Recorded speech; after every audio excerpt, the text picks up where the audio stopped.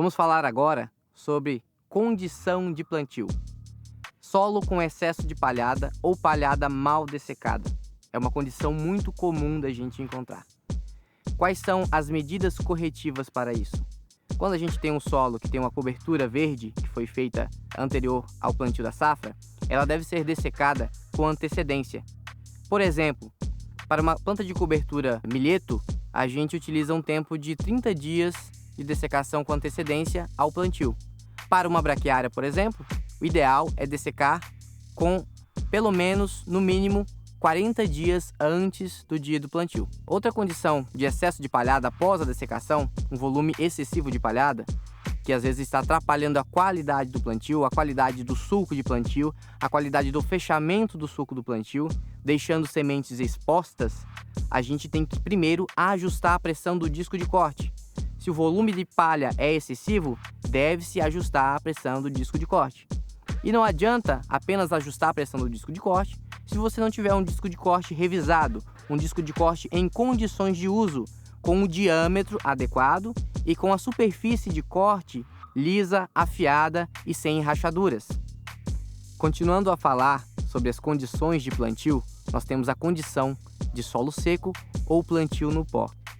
A condição de solo seco em plantio direto ocasiona aparecimento excessivo de torrões levantados pela botinha.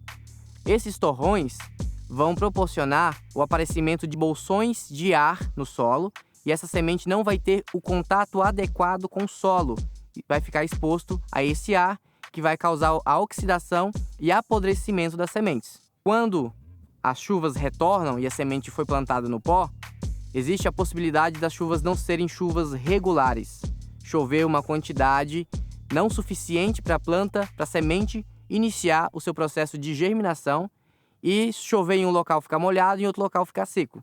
Isso vai ocasionar a emergência desuniforme do estande de plantio. Você vai ter plantas nascidas e plantas não nascidas, ou plantas mais adiantadas e plantas mais atrasadas.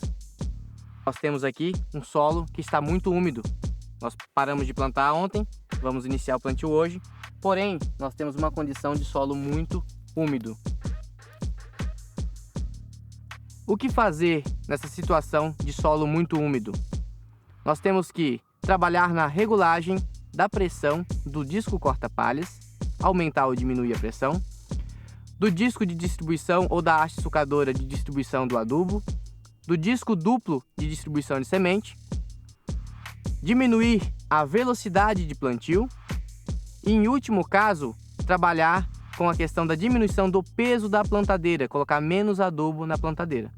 Se nada disso resolver e sua qualidade do plantio não estiver ficando boa, é ideal que se pare o plantio e espere-se a condição ideal para plantar.